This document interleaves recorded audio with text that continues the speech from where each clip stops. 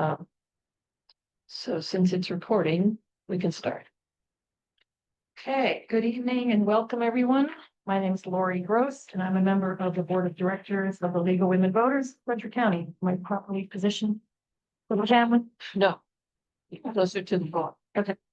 League of Women Voters is a nonpartisan group. Like that. We encourage and I want to wander in here. Okay. We encourage informed and active participation at all levels of government. We strive to increase understanding of major public policy issues, and we influence public policy through education and advocacy. At tonight's forum, we have two candidates for the Frederick City District Number 3 Council seat. Please welcome Peter Brehm and David Schmidt.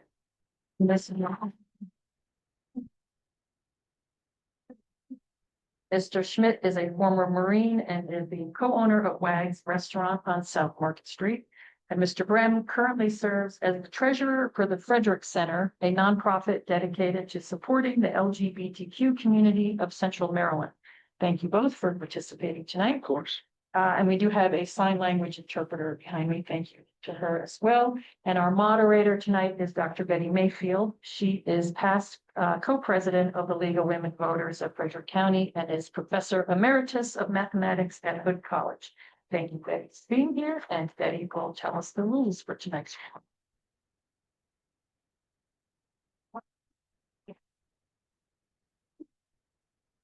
Thank you, Lori, and welcome candidates. The candidates have agreed to the following rules and guidelines for tonight's forum.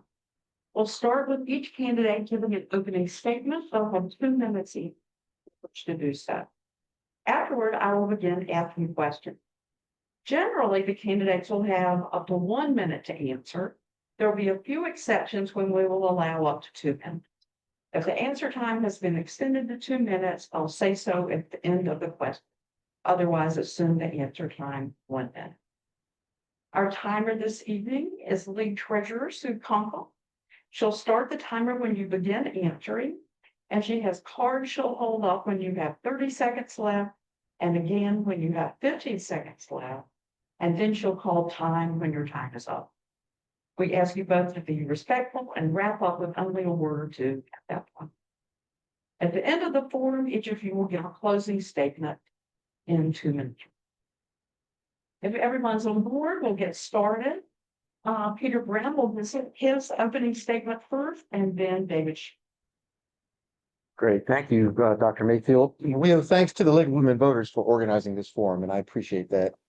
In addition to owning a business, in the last 20 years that I've lived in the city of Frederick, I've been deeply involved with the civic life of the city, as well as with the government when called upon. My experience has been service as a NAT coordinator for a decade. I currently serve as treasurer for the Student Homelessness Initiative Partnership, or SHIP. I'm a founding board member and as noted, current treasurer for the Frederick Center, our local LGBTQ+ resource and advocacy group. I'm president of the Evangelical Reformed United Church of Christ. I'm a former treasurer for the Kiwanis Club. I'm currently treasurer for PFLAG Frederick. I was secretary for the Frederick County Continuum of Care Collaborative. I was president of Friends of Baker Park during the Color Lake Renaissance. I was part of the Ron Young Visionary Statue Project. I was a member of the County Executive's Transition Task Force Housing Subcommittee, and I participated in a recent local health initiative partnership, local health improvement plan focused on behavioral health in Frederick. My catalyst in standing for office was twofold. The charter does two things that are really important. First, it connects politically the elected council member with the neighbors and neighborhoods in that district, and that brings accountability. And I'm going to be the person who's going to be helpful in advocating for the residents in my District 3. Second, with the mayor no longer in the room, county council has a lot more authority in terms of oversight. And we need that kind of oversight in terms of moving on projects like the West Side Regional Park with the blighted properties that remain blighted, and with spending MPDU and rental licensing fees, among other fees. In addition, I think there are 3 areas that we can do a better job with in the city. One is affordable housing. The second is operating with a lens of intentionality, with sustainability. And the third is what I call intentional development. It's development where the infrastructure is thought about in advance. we're talking about parking and traffic and walkability and bikeability and shared use paths and bike lanes in advance. Thank you very much. Good evening. I'm Dave Schmidt. Thank you for your time and for giving us this opportunity to speak. I was born and raised here. This is my home. I grew up as a kid working in my father's HVAC business, Frederick Air, until he fired me. He told me, if you're not going to be the best employee I have, you're not going to work here. So joined the United States Marine Corps, and I learned a little bit of discipline. And I also learned how to build and lead an effective team. I deployed to Iraq. I came home. That was about 20 years ago. I've spent the last couple of decades doing what I do best here in our city, building successful businesses, organizing people, and getting things done. I'm endorsed by Frederick Progressives, Dr. Ken Kirk, Hy Hagan, Councilmember Jerry Donald, Jess Douglas, Andrew Doug, Cap, and so many more. Why? Because they recognize with this change in city government, we have one single opportunity to get it right. One chance to focus the city on the residents. This is a heavy responsibility. I sign paychecks every week. I have families that depend on my decisions to feed them and their kids. I am endorsed by an entire generation of leaders because they understand that my experience is required to lead our city and that we need new tools and new strategies to win the fight on our doorstep. This is not some next step in my career. This is not some elevated position. I am so very proud of the service I have already given to my community and to my country. This is an opportunity for me to use my experience and my skills to build a better tomorrow for Frederick. Thank you both. And now for our first round of questions. Mr. Brown, this question is for you. Let's talk about this primary election. You're going to be on a ballot that has only Democrats in an election where only Democrats can vote. Republicans and independents won't get a chance to vote until the general election in November. How do you feel about that? Is it fair? Thank you. I think that we should aim for open primaries so that people who aren't registered as Democrats in this case will have an opportunity to vote in the primaries. All right. Do I get a response or? No. Okay. For this session, this is not a debate. The League of Women Voters, our local one, never have debates. We only have forums, which means we ask questions, candidate answer. At the end of the evening, you'll have 2 minutes to say anything you want. So if there's something you want to respond to, then please feel free. Well, thanks for asking. We have a different question for you. Sure. What impact will the new district representation have on the city and its residents?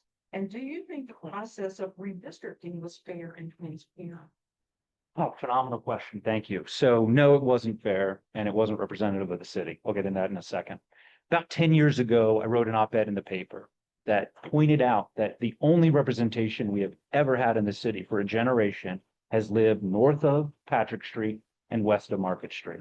The exception of Phil Dacey, I think, lived out in Whittier. I was upset with that 10 years ago and was upset with that all the way up until the charter changes. I think it is finally time for us to have representation from the city at City Hall, on the dais, from other places in the city. So I was so very happy they made that change. But I was sitting in the room when that first map popped up on the screen in front of the city council. And as soon as it popped up, I said, well, this is the map we're going to have. Because they don't have the courage to say, this does not reflect our city, because that's going to be a lot of hard work and time involved to get it right. And I am willing to put in that time and effort to get it right. And we need to redistrict virtually right away. Thank you.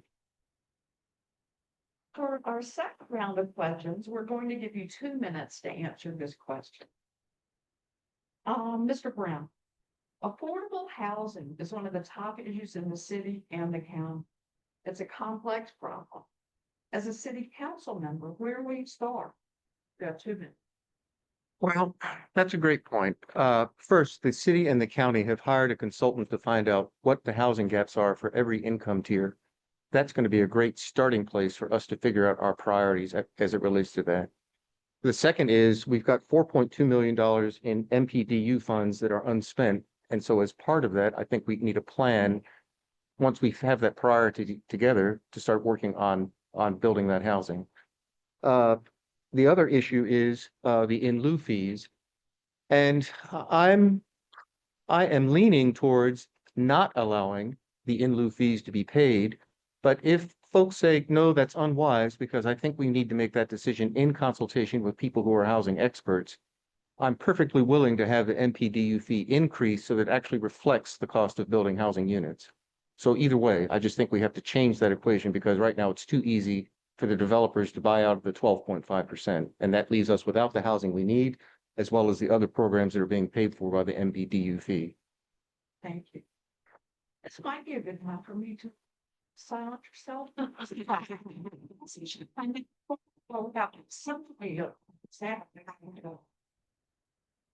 Mr. Schmidt, you have a different question. Sure. Kids will be returning to school soon, and so will the weekday 3:30 to 6:30 gridlock on weekday afternoons. It doesn't appear our infrastructure is keeping up with development. How would you correct our transportation issues while also supporting affordable housing, which usually means higher density? You have 2 minutes, right? Yeah. Okay. So I'll hit it like this. We need to think about transit and transportation differently. For, again, a generation, we've thought about transportation as car-centric, a human being getting in a vehicle, themselves driving somewhere, whether it's downtown or out of the city. This is an inefficient, ineffective way of transporting people around. And it was designed by people trying to make a profit off of us. So we need to change the story. We need to think about it differently. We need to focus and invest heavily in transit. I often bring this up, and city leaders will say, oh, that's the county's job. Not true. It is the job of the city government to advocate for that money.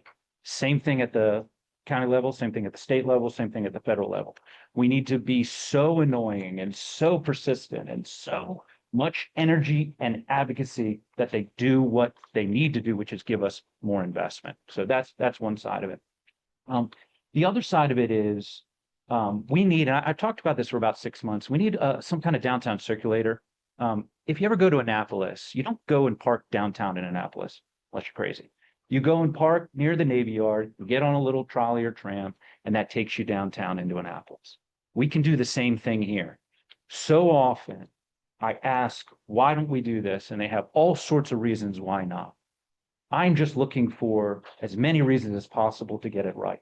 How I make decisions, the reason I've been successful in my projects and my businesses is because before I attempt anything, first thing I do is I go find all the other jurisdictions, all the other people that have tried this before, and I ask them, what did you do wrong? What did you waste the most amount of money on? What did you make the biggest mistakes on? And we create a big list of the do nots. And that way, when we go to our community, that's filled with experts. And we say, what's the possibilities? What can we do? We just reference it against that list of mistakes. And that's how we can be successful. We are not reinventing the wheel here. There are other jurisdictions that have done this. Let's learn from them. Thank you. For our next round, Mr. Schmidt, you go first. Zoning and planning impact the kind of land use proposals the city council will have to approve or disapprove. An example is the proposed cricket stadium near Monocacy Boulevard on Interstate 70, which seems to have surprised many residents. Will you support the new stadium? You have 1 minute. Well, I'm quoted in the paper saying no, so I think I'll be consistent with that. I don't necessarily have a problem with cricket. I've never been to a cricket match. I heard they can last days at a time. My problem is they're not telling a good story and they're not getting people on board. Real quick, let me tell you about Frederick High School. When Frederick High School was rehabilitated, before they made any changes, the school board, the developers, the administration went to the residents and said, what do you want it to look like? What changes should we make? What trees should we keep? What trees do you not like? What should the facade look like? And they got the buy-in from the community ahead of time. And then when they went in front of the zoning board and when they went in front of the city, nobody showed up to complain because they had ahead of time had this conversation. We need to have a robust communication system in the city that is a conversation, not 3 minutes on Tuesday or Thursday, you come and sit in front of them and they literally legally are not allowed to reply to you. I'm talking about an ongoing conversation in which we are listening far more than we are talking in the city. Thank you. Mr. Brehm, same question. How do you feel about the cricket speak? I'm against it, and for a couple reasons. One is environmental. The center of that pitch is a floodplain. And if you fill in a floodplain, then the water that floods into it is going to be higher downstream, and it's going to have a higher velocity, and it's going to scour the Monocacy, and that's going to create increased sediment load in the whole rivershed. So right then, that's a bad idea. The second is that the parking plan has not been well thought out. There will be 500 parking spots as planned.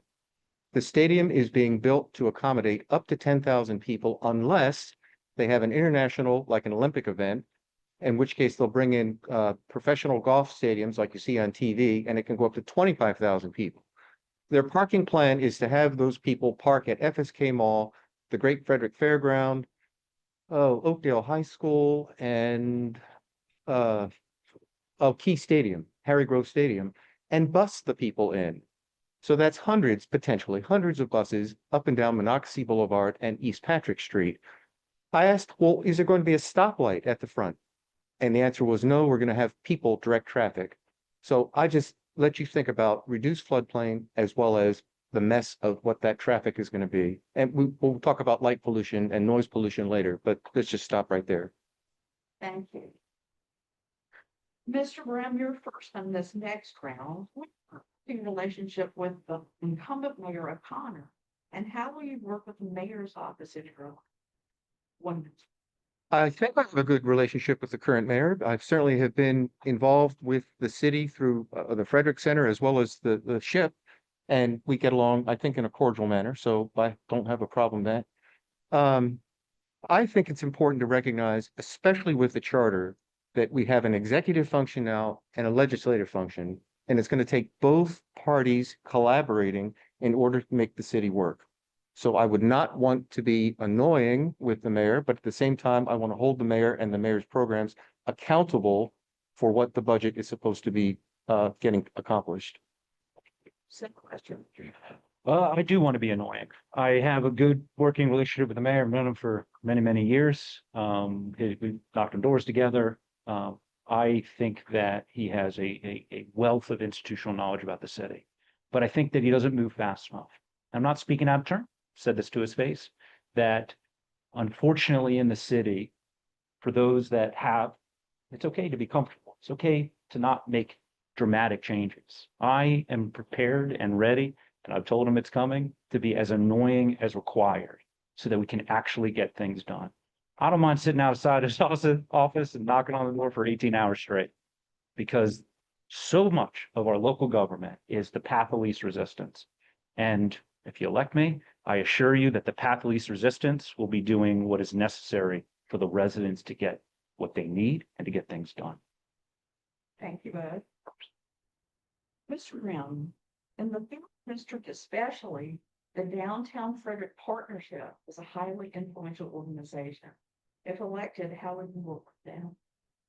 Well, one of the things that I've said lots of times is that Frederick doesn't want for organizations and people who know what the problems are and have ideas about what the solutions are. And so I view the Downtown Partnership, and by the way, the Golden Mile Alliance and East Frederick Rising for those neighborhoods to be important stakeholders in helping us plan what that area should look like and then help us execute against that plan. I really think it's important that we consult more closely or as closely as possible with the Downtown Partnership, the Golden Mile Alliance, East Frederick Rising, and while we're at it, the neighborhood advisory councils, which are really important and underused as it relates to understanding what the needs of the neighbors and neighborhoods are in each district. Mr. Schmidt, changes, if any, would you propose to improve downtown Frederick as both the heart of the city and a tourist attraction? Awesome. So I already talked about the downtown circulator, getting people to transition and to transportation and for transit stuff downtown. Very important. We're a community of communities. It's so very difficult for you to move from one spot to the other spot in the city. And so if you live on the other side of 15, again, you're getting in a vehicle and driving downtown. It's unsustainable. Another thing I've talked about that the police departments wanted for years is noise abatement cameras. If anybody here lives downtown, you understand how incredibly frustrating it is at 3 a.m. for somebody with dualies blasting themselves down or a motorcycle. It is so annoying. I'm not talking about city life. Of course, there's noise that involves living in a city. I'm talking about jerks. And there is the capacity to make it happen. Now, this is a state level thing. So this goes back to what I said about being an advocate for the community. Just about the Downtown Frederick Partnership, one of the things they do is that ambassador program downtown. They currently are funding all of that because that money went away. That's something that we need to continue funding in the city. Having those ambassadors, picking up trash, answering questions is awesome. Take a couple shifts of just standing there doing it, not getting paid, because I love answering questions. But that is one of the best things we have going on downtown. We need to continue that. Thank you, Beth. Mr. Schmidt, but the state and federal governments are cutting budgets to support our city profits and projects and nonprofits. Yeah. Further, the president's tariffs are just beginning to affect our fund. As a council member, how will you approach what may be difficult economic times ahead? This is why I have all of the endorsements that I have. I spent COVID running a business, running a logistics chain, understanding how to, when the part you need isn't going to be there, how do you get it? You need to diversify your supply chain, and we need to find other funding sources. To me, this is a 20-year project of changing the way we think about our community and creating as many co-ops as possible. We need to say, all right, how many bananas do we need in our neighborhood? And let's figure out a way to effectively, efficiently buy them and bring them in. So that's maybe a nonprofit, that may be quasi, what they call public-private partnerships, whatever it would be. Maybe it's public. But there are ways to get to these things that we have for so long, as I said, been just so afraid of trying something new. This, to me, is probably the crux of it all, is that we need to think differently about how things are downtown, and it's where we live. Mr. Brehm, what do you think the city's budget priorities should be going forward? I certainly think we need to put a lot of effort into funding affordable housing. And the MPDU fee will help with that, but we need to do more. Certainly, when a city passes a budget after cutting the taxes by $1.2 million, it suggests to me that there is money available to do a lot more than we're currently doing. So back to your question, though, certainly public safety is going to be important. Certainly the administration is going to be important. I think that we need to expand the planning and engineering departments to accommodate the burdens that we're placing on them. By the way, I would ask that planning and engineering report directly to the mayor as opposed to into public works. But if we don't do a better job of especially planning, we're going to sit and stew in our own traffic. So that's really important that we jump on that fast. And as part of that, we need to update our land management code. That's got to be a priority as well as our form-based zoning, form-based code. Thank you. Mr. Ramdan, let's talk crime. Does the third district have a crime problem? And if so, what needs to be done to improve safety? Well, yes and no. First, in all the NAC meetings that I've been attending, as well as in my 10 years as a NAC 9 coordinator, one thing that is persistent is that people, and I understand why, leave their doors unlocked, and then people will come along and rifle through the car and take stuff. So it's petty theft, but it's annoying and irritating. So that's a persistent problem. But the other issue that's cropping up is that people are reporting crimes and they tell me they're not having a response that is timely enough by police. It's not necessarily murders, it's not necessarily burglaries, but it's stuff that happens, and when they call the police aren't responding in what they consider to be a timely manner. So I think that's going to be really important for us to make sure that we're coordinating with the police and the Chief's Advisory Council to make sure that that is being responded to and addressed. Part of that key is parking response. People tell me all the time that there's illegal parking, and there's no, I realize this is parking enforcement and not police, but it's still a legal issue, and they're not getting satisfaction from that either. Question for you, Mr. Schmidt. Is the Frederick City Police Department doing a good job? Do you recommend any changes in their practice? Yes, especially in comparison to Frederick County law enforcement. They are put in a very tough position when their law enforcement partner in the county is the cause of so much fear, especially amongst our immigrant community. And so they are having to work, I'm going to use the word overtime to belay those fears. So I think they're doing a great job there.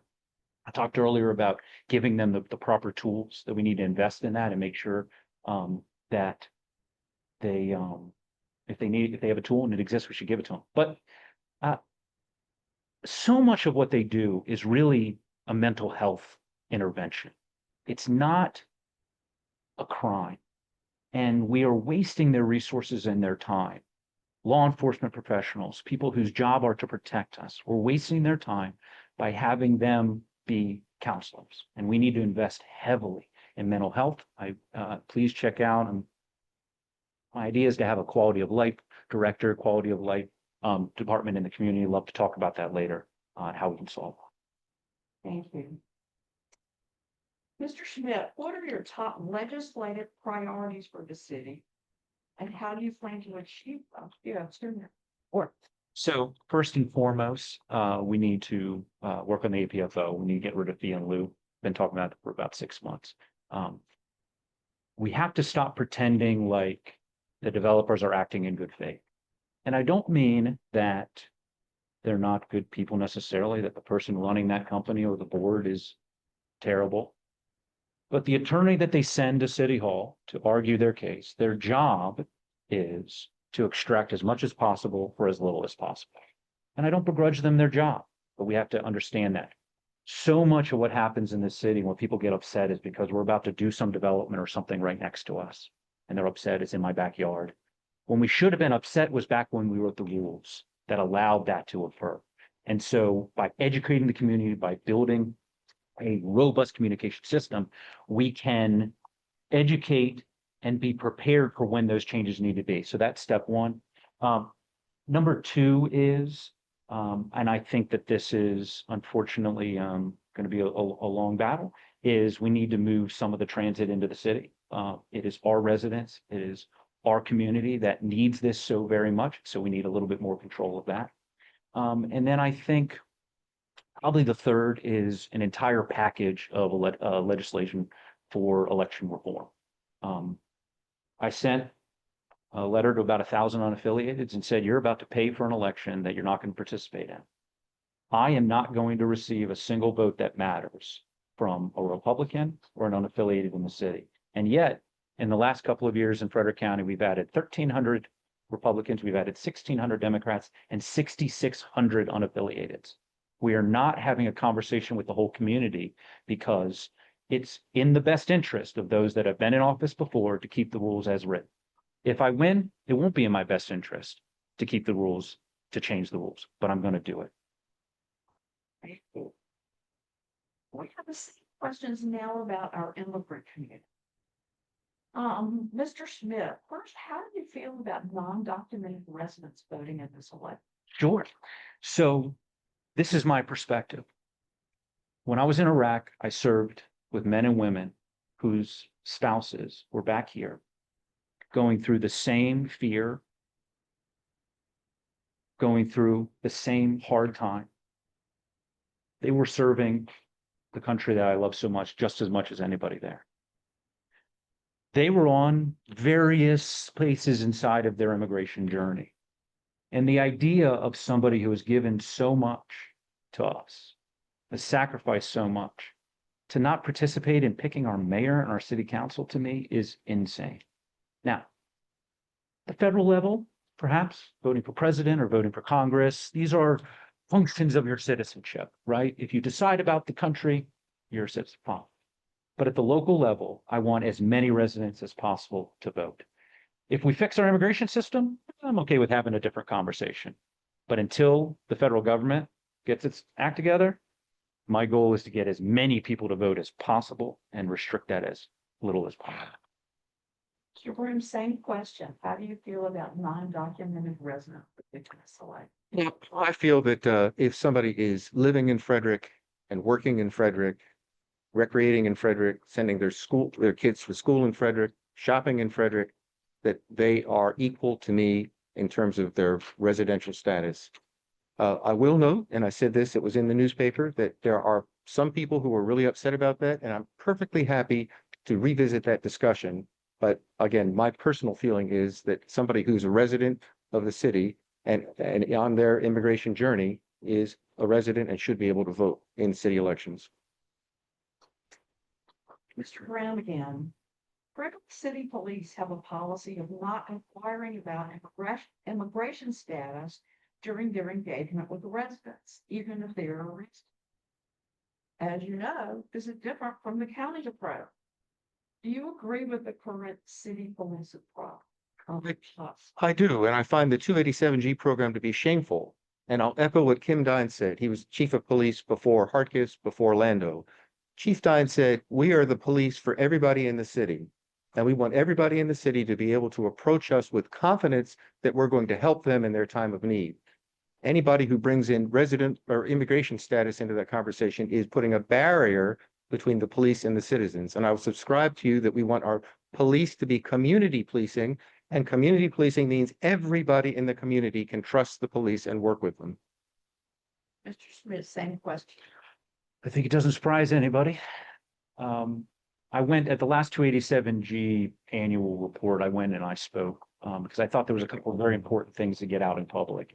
And one is the amount of money that our Frederick County Sheriff's Department has received from ICE for these detainers. They participate in a program where they are paid to keep these people in our jail. And they use that money to buy a tank.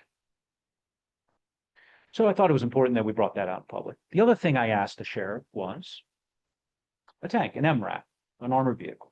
So the other thing I asked the sheriff was, regardless of a strong disagreement that he and I have on how many people are afraid, there are some people that are afraid.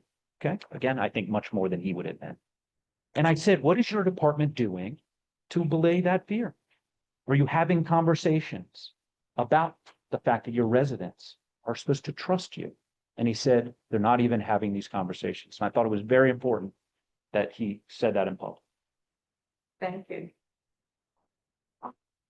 Mr. Schmidt, current residents exist in every district of Frederick. How will you engage with and seek input from your immigrant and or undocumented constituents in District 3? Well, I think most of you have probably seen at least one of my campaign videos was in Spanish, and I assure you it took a lot of time and effort and practice to be able to do that. Because I think that regardless of my success here during the campaign, we're in a moment where it's very important for us to stand up and say to this immigrant community that people that look and sound like me care. People that look and sound like me are going to stand between you and what's happening in our federal government. I have gone to several events. I have found and built relationships with people inside the immigrant community. A lot of events where I had to keep my phone out because everything was in Spanish. And so, Google Translate's an amazing tool. I think that the only way is to stand in front of as many people as possible and to knock on as many doors as possible and say, I see you. And I think I have made it very clear that I'm willing to give my life for the people in this country, including our recruits. Mr. Brown, new policies and actions by the current administration in Washington have some Frederick residents feeling unsafe, especially our immigrant and LGBTQ plus community. As a city leader, how will you address those communities? It's a great question. I think that it's important for elected officials to be visible and vocal in terms of affirming marginalized populations, including the LGBTQ plus community, as well as our immigrant neighbors. The second is we need to make sure that our policies and our regulations are also affirming. It's not enough to just be verbal and visible, but we have to make sure that legally we're doing everything we can to be affirming. When I say visible and vocal, it also means that we have to show up. We have to meet with the Asian American Center and their clients. We have to meet with the Spanish Association of Frederick. We have to go to Hillside Park. We have to be present and interact and talk and learn and listen and respond to what their needs are. So that's, in short, we have to be actively involved and engaged. Okay, we're switching gears. Mr. Schmidt, what does the city need to do right now to protect residents from the future effects of climate? Ooh, all right. So is this a 2-minute one or a 1-minute one? So 1-minute one. Okay, so what can we do right now? We have already passed an ordinance in the city that requires that any decisions made at staff level would require a little paragraph or a little sentence that says, what is the impact on our climate resilience, on our climate in the city? It's simply not ever done. So step one is we actually enforce that. And then we build a bevy of other ordinances around understanding what those impacts are. I've asked a couple of times, how much water are we going to have 20 years from now, 30 years from now? They don't know the answer to that question. I'm not saying we're not going to have any. I'm just saying they don't know the answer to that question. And so we need to refocus in on what's important to the residents, which is my home, and do I get to live here for another 50 years? Me and my family are going to be here for 50 years. It really matters if we're going to have enough water. Mr. Brown, do you think city government is placing enough emphasis on environment? I don't. One of my campaign issues is we need to do better and more as it relates to operating the city through a lens of sustainability. Now, there's good news, and that is there's a group in Frederick called Mobilize Frederick, and they have outlined a detailed plan of steps we need to take and the order in which we need to take them. The hard part is we need to step down that path now. We can't wait for something to happen. But again, one of their first items is to set up a city-county coordinator of environmental issues so that we can coordinate it, because again, the environment doesn't stop at the city lines. So we need to make sure that we're coordinating with the city and implementing the plan that Mobilize Frederick has already laid out for us to look at. Mr. Schmidt, given the rapid growth area is experiencing, how do you think Frederick County Public School is handling academic standards and other private schools in the city? Well, I don't think they have enough funding. That's the biggest piece of it. And again, this goes back, I'll repeat myself 50 times. It goes back to we need to be not letting the state legislature, not letting the governor's office away with not funding our schools enough. We are the fastest growing community in Maryland. And so that means we're going to have the most kids. And so we need to be focused on that.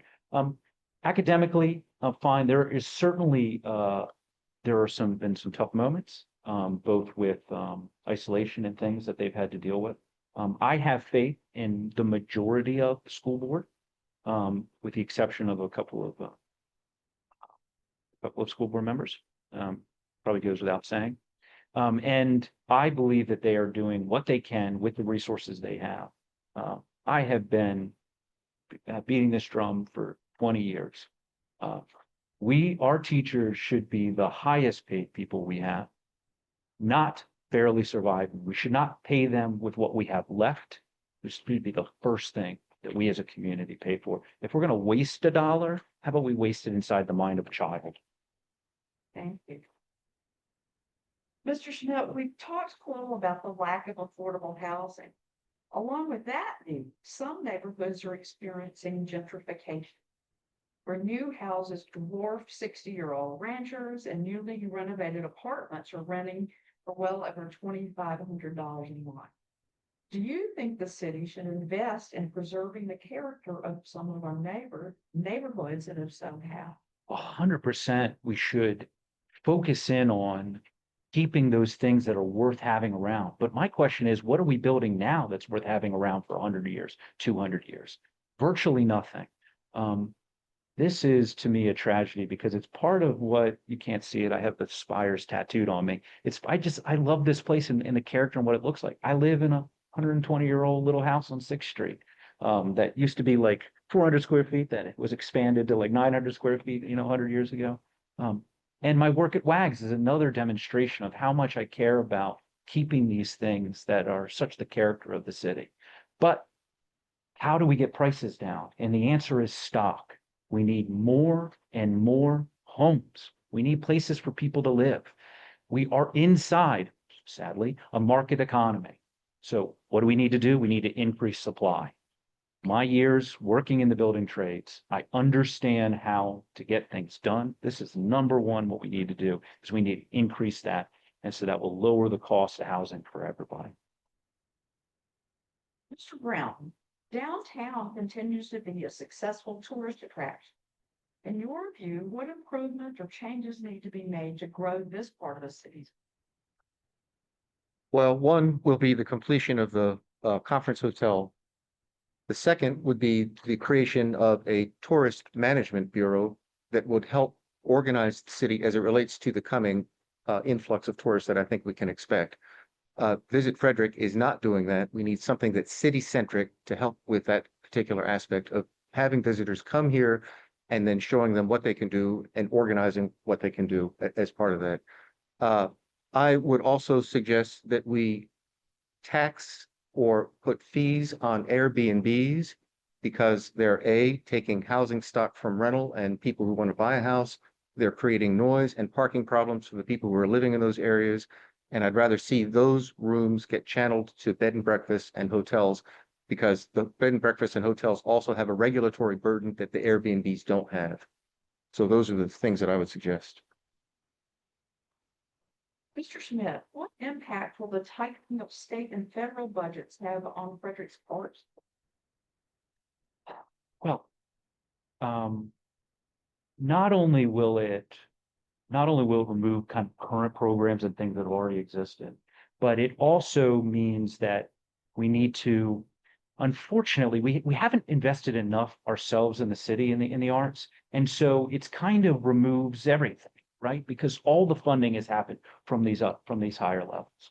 And so I think that we have an incredible, robust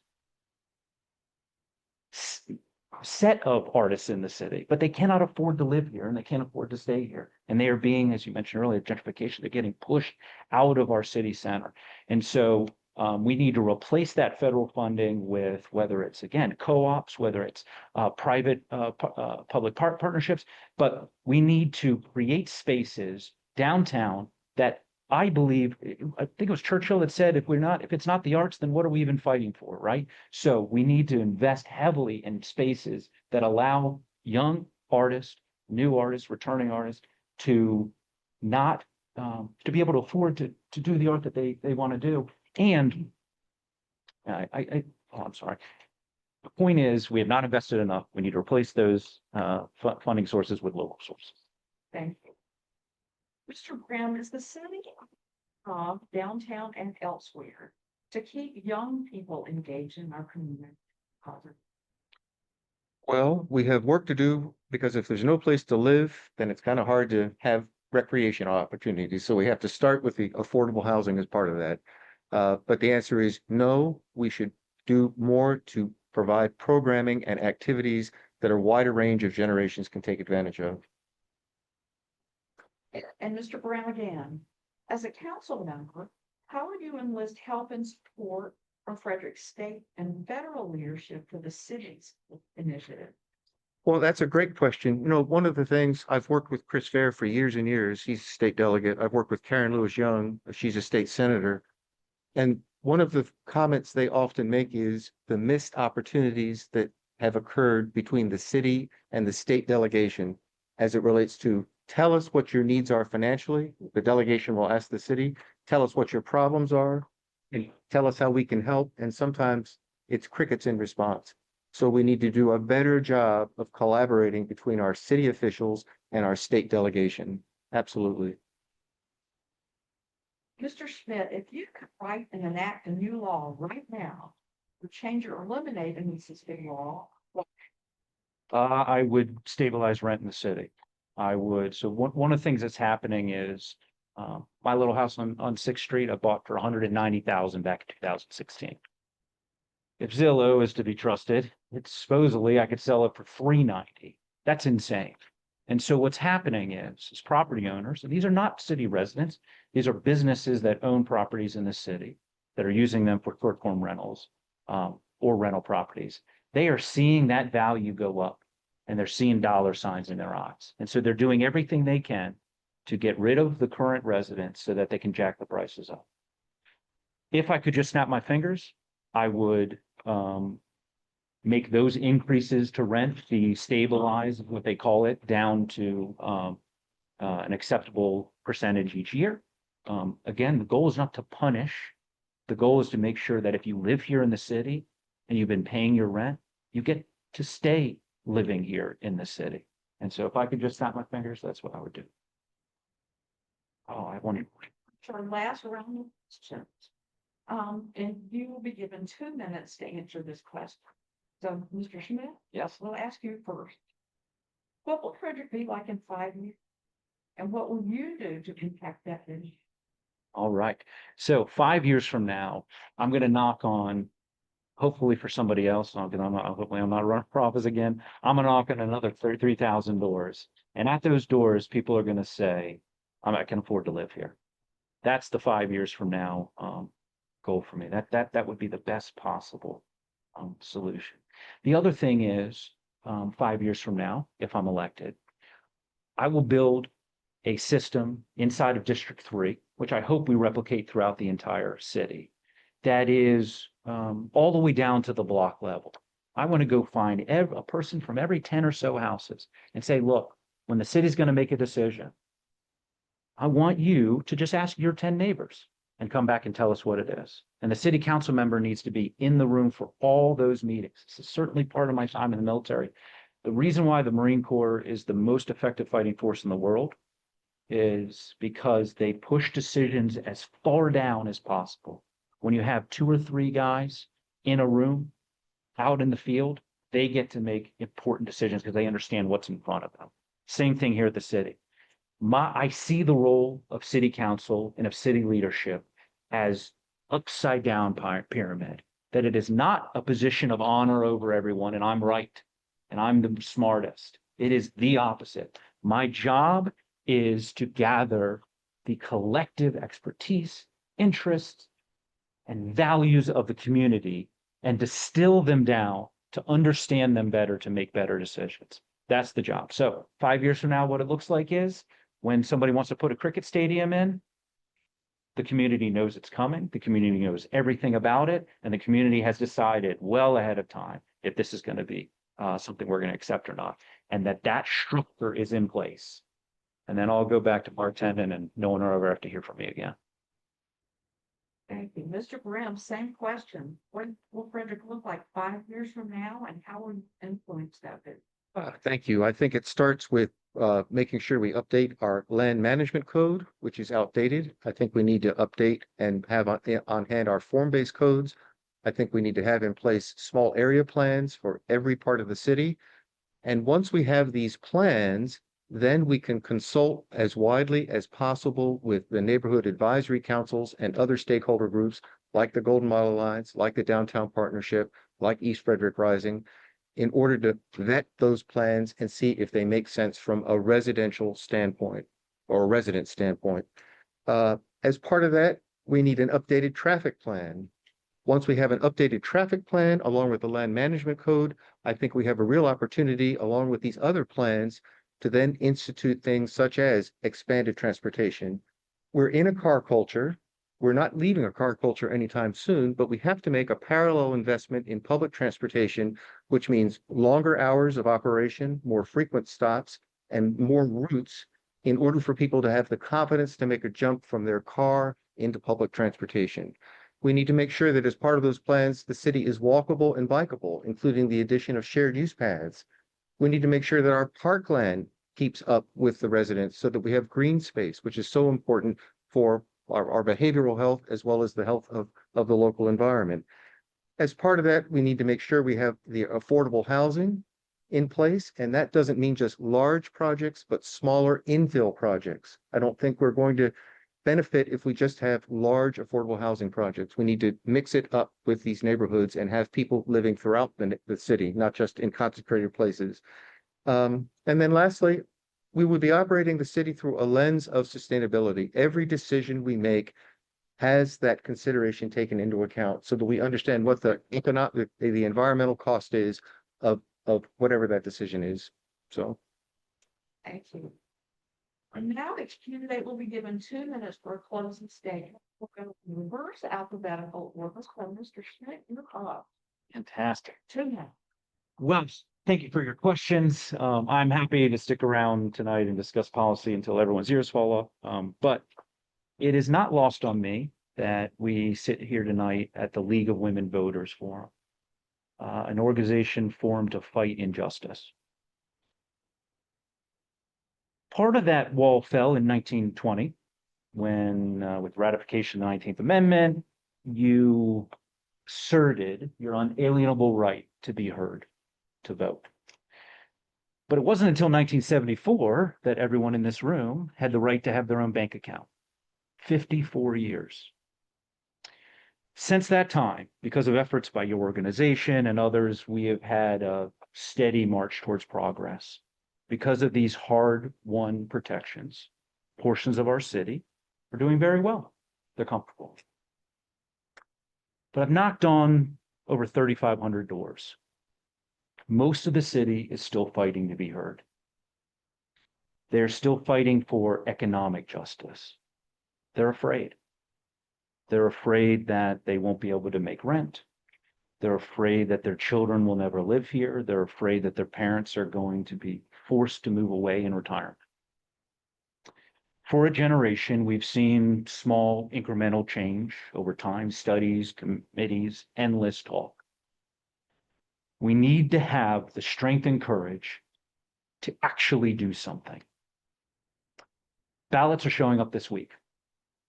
If you trust me with your vote, if you trust me with your voice, I will fight with everything I have for this city that we love. Thank you again for your time. Mr. Friend. and thank you again, League of Women Voters, for putting together this format. It was great. I'm deeply engaged with the life of Frederick, both as a business owner as well as a longtime nonprofit board member and volunteer. I've done the work, and I'm ready to serve the neighbors and neighborhoods of District 3 and the broader city. Using new ideas and new approaches, I'll advocate for residents and their needs and concerns. I'll champion smart, community-centered growth. I'll insist the city operate with a lens of sustainability, and I'll be part of a team that will expand affordable housing. I ask District 3 residents for your vote. Thank you. Thank you both.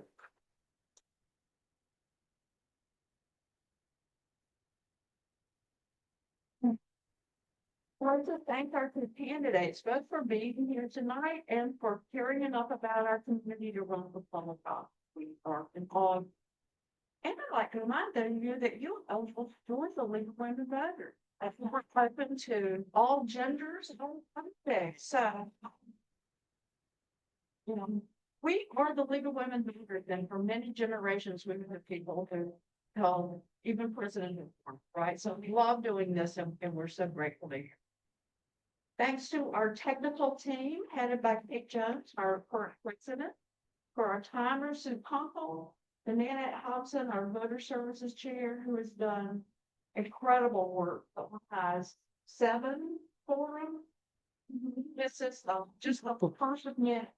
And to the whole board of the league who has done so much, including Lori Gross, to whom I will now return. Thank you, everyone. I just want to let you know that we have additional election and candidate information available in our voters guide, which for this primary election, we produced jointly with the Frederick News Post. The guide includes information about where, when, and how to vote, as well as candidate answers to policy questions. The Frederick News Post is going to distribute the English language guide to its subscribers who received the paper in hard copy, and also people who just receive it in digital form. It'll be in their August 16th and 17th weekend edition of the Post. And the League is going to make hard copies available of the English language guide and a Spanish language guide. We're going to put them here in the library, also Centro Hispano of Frederick, the Asian American Center of Frederick, and senior living centers throughout the city. including Tawny Village Apartments, the Frederick Senior Center on Tawny Ave, Homewood, probably some others. So thank you all for being here, and for people who are watching online at YouTube, a video recording of this event will be available on YouTube, and you can find the link to that recording on our website, which is LWV for legalwomenvoters.org. But that's the website for the National League, so you kind of have to scroll down, and there'll be a big box where you can put in your zip code to get to the website that's just for our. And of course, remember to vote in the primary. Early voting will take place August 22nd and 23rd. Primary election day, September 9th. Thank you all very much. Thank you, Angela. Yeah.